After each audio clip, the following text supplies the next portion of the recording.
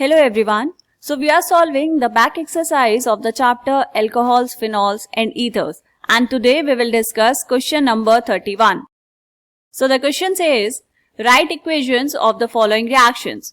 First one is Friedel-Crafts reaction, that is alkylation of anisole. क्या करना है बेटा, यहाँ पर आपको लिखनी है Friedel-Crafts alkylation reaction. तो यहाँ पर डालेंगे दिस इज पार्ट फर्स्ट. क्या करेंगे बेटा, यहाँ पर आपने बनाया anisole, this is benzene ring.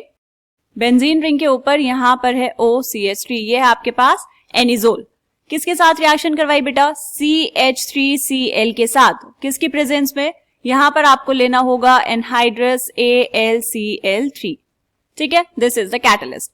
अब जब आप इसकी रिएक्शन करवाएंगे तो आपको यहाँ पर प्रोडक्ट में क्या मिलेगा बेटा, जो ये आपके पास है एनिजोल, ये क्या होता है, this is ortho para directing. आपको ऑर्थो एंड पैरा पोजीशन पर क्या मिलेंगे, सब्स्टिट्यूटेड प्रोडक्ट. कैसे, आपको जो प्रोडक्ट है वो क्या मिलेंगे बेटा, ऑर्थो एंड पैरा आइसोमर्स. क्या क्या मिलेगा यहाँ पर, देखो आपको मिलेंगे दो प्रोडक्ट्स, ये है एनिजोल, यहाँ पर एक सब्स्टिट्यूशन होगा पैरा पोजीशन पर CH3 एंड एक सब्स्टिट्यूशन होगा बेटा ऑर्थो पोजीशन पर, दैट इज CH3. क्लियर. नाम क्या क्या होगा इनका, अब देखो बेंजीन रिंग के ऊपर अगर CH3 लगा होता है तो उसका कॉमन नेम क्या है, टोलुइन. तो यहां पर हम इसका नाम लिखेंगे बेटा, दिस इज 4-मिथॉक्सी. फोर्थ पोजीशन पर है OCH3 ग्रुप, तो इट विल बी 4-मिथॉक्सी टोलुइन. इसका नाम क्या होगा, दिस इज 2-मिथॉक्सी टोलुइन. ठीक है, इन दोनों में से मेजर प्रोडक्ट कौन सा होगा, जो आपके पास ये पैरा आइसोमर बना है, this will be the major product. ऐसे क्यों, क्योंकि ये जो OCH3 है ये बल्कियर है, तो CH3 से जितना दूर होगा उतना ही अच्छा और स्टेबल प्रोडक्ट आपको मिल जाएगा. ठीक है, फर्स्ट पार्ट समझ आया बेटा. ओके, सेकंड पार्ट देखेंगे. सेकंड पार्ट में क्या करवाना है, second one is nitration of anisole. Nitration का मतलब क्या होता है बेटा, देखो यहां पर सबसे पहले हम बनाएंगे एनिजोल, दिस इज एनिसोल.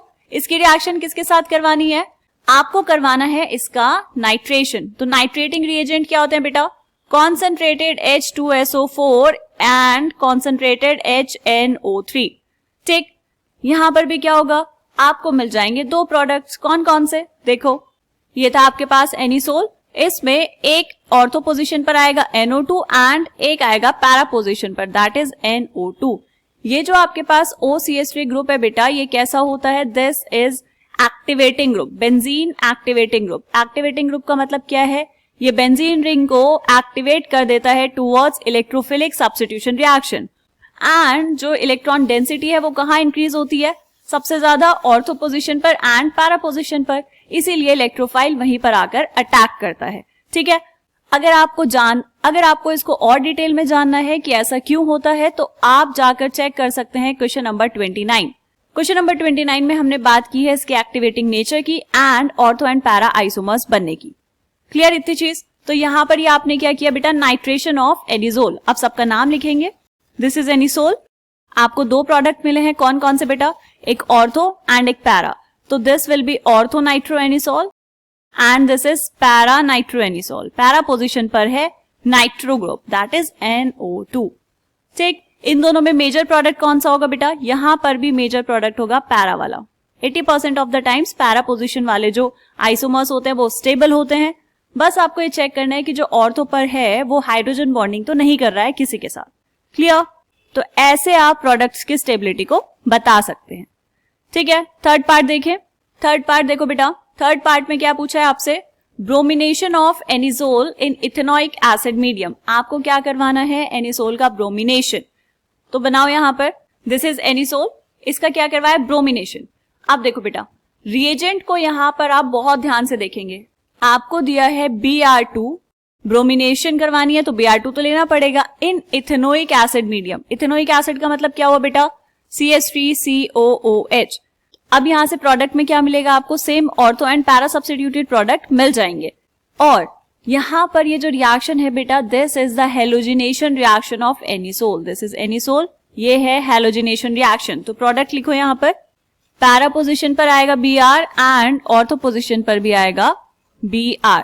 ठीक है, नाम क्या क्या होंगे इनके, इसका नाम क्या हो जाएगा बेटा, this is para bromo anisole, क्योंकि पैरा पोजीशन पर है Br group, so para bromo anisole. And यहां पर क्या होगा, this is ortho bromo anisole. Major product कौन सा होगा बेटा, para-bromoanisole will be the major product. ठीक है, कौन सी रिएक्शन है बेटा ये? This is the halogenation reaction of anisole. Clear है? ओके, लास्ट पार्ट देखते हैं. Last one is, last part क्या है बेटा? Friedel crafts acetylation of anisole.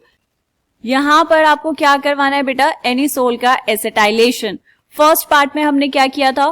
First part में हमने किया था एल्काइलेशन. ठीक, देखो एसिटाइलेशन कैसे करेंगे. यहां पर आपने लिया एनिसोल.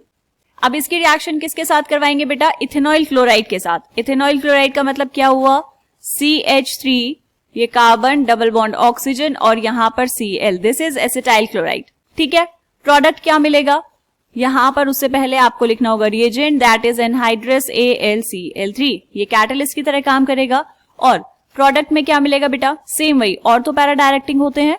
तो यहां पर भी ये तो नेम रिएक्शन है बेटा, फ्रीडल क्राफ्ट्स एसिटाइलेशन. क्या प्रोडक्ट मिलेगा यहां पर? देखो यहां पर भी आपको दो प्रोडक्ट मिलेंगे. ऑर्थो पोजीशन पर COCH3 एंड यहां पर पैरा पोजीशन पर आएगा COCH3. ठीक, यहां से ये जो प्लस है इसको हम कर लेते हैं थोड़ा सा साइड में ताकि आपको कंफ्यूजन ना हो. ठीक है बेटा, यहां पर भी क्या मिला? देखो आपने लिया था एनिसोल. एनिसोल का आपने करवाया एसिटाइलेशन. इसका नाम क्या है? This is ethanoyl chloride. Ethanoyl. ठीक, यहां पर क्या जाएगा? सेकेंड पोजीशन पर है मिथॉक्सी, तो it will be two methoxy acetophenone. ठीक है बेटा, और ये क्या होगा? It will be four methoxy acetophenone. ठीक, इनमें मेजर प्रोडक्ट कौन सा होगा? पैरा वाला होगा यहां पर मेजर प्रोडक्ट. एनिसोल खुद से ही एक्टिवेटिंग होता है टुवर्ड्स इलेक्ट्रोफिलिक सब्स्टिट्यूशन रिएक्शन, इसीलिए यहां पर कोई बहुत ज्यादा कैटलिस्ट यूज करने की जरूरत नहीं पड़ती और आपको मिलते हैं ortho and para substituted products. Clear है? ये चारों की चारों रिएक्शन आपने लिख दी और ये सारी रिएक्शंस आपकी बुक से ही है बेटा. आपको बस ये पता होना चाहिए कि आपसे क्या पूछा और क्या लिखना है. ठीक है, ये वाला क्वेश्चन भी कंप्लीट हुआ. चलो अब बस 2 क्वेश्चंस रहते हैं इस चैप्टर के. जल्दी से चैप्टर कंप्लीट हो जाएगा, उसके बाद we will move to the next chapter. Done? चलो मिलते हैं नेक्स्ट क्वेश्चन में. तब तक के लिए बाय बाय.